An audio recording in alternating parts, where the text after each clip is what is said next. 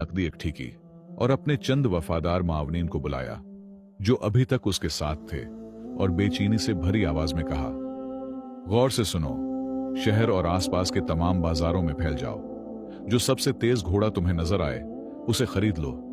कीमत की परवाह नहीं, जो मांगे दे दो। मुझे ऐसा घोड़ा चाहिए जो मुझे फतेह दिलाए, वरना हम सब सड़क पर आ जाएंगे। फरीद के आदमी हर समत दीवाना वार दौड़ पड़े, निजात की एक करण तलाश करते हुए।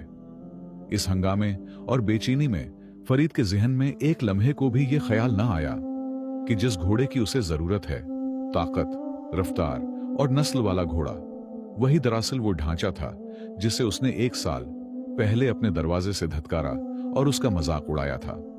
वो हल दूसरों की जेबों में ढूंढ रहा था, जबकि हल इसके अपने हाथ में था, जिसे उसने अपने गुरूर में गिनवा दिया था। चंद दिन बाद इसके आदमी वापस लौटे। उन्होंने एक अजनबी ताजिर से निहायत महंगे दामों एक घोड़ा खरीदा था। घोड़ा ताकतूर और खूबसूरत दिखाई देता था, मगर रईस साइस ने तशवीश के साथ फरीद के कान में कहा, हुजूर, घोड़ा शक्ल में तो खूबसूरत है, मगर हमारी सहराई रेत का आदी नहीं। उसके अलावा ये कुछ ज्यादा ही चढ़चढ़ा है और लंबी दौड़ के लिए पूरी तरह तैयार नहीं लगता। फरीद ने झुड़क कर कहा, जद्दी लहजे में, मशहूरों का वक्त नहीं।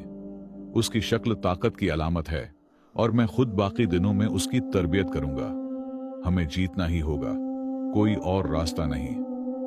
यूं फरीद ने तमाम उम्मीदें इस नए घोड़े से वाबस्ता कर लें। रईस साइस की वार्निंग को नजरअंदाज करते हुए और सोने के ख्वाब आंखों में सजाए दौड़ के दिन की तरफ बढ़ गया, इस इंजाम से बेखबर जो तकदीर ने सहरा के मैदान में इसके लिए तैयार कर रखा था।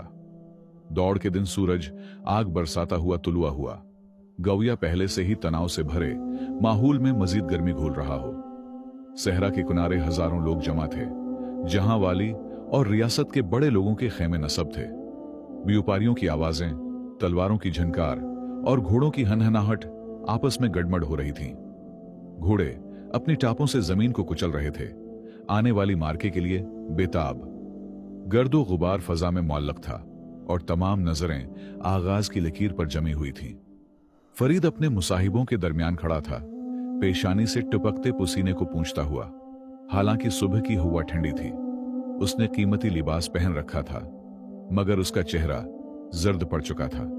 उसने अपने उस नए घोड़े की तरफ देखा जिसे उसने भारी रकम देकर खरीदा था।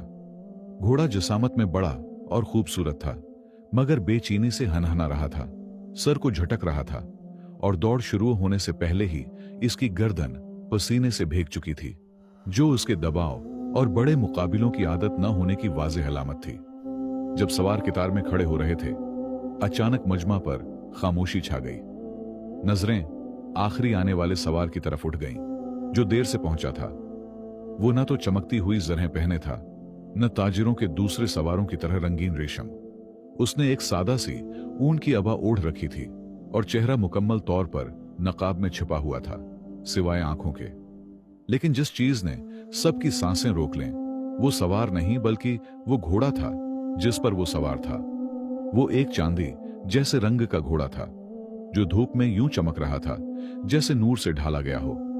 उसका जिस्म मुतनासिब, खुंची हुई अजलात का हुसैन मजमुआ था। वो दूसरे घोड़ों के शोर के बीच बादशाहों के वकार के साथ पुरस्कून खड़ा था। फरीद ने तंज से बड़बड़ाते हुए निकाब पोश सवार को देखा।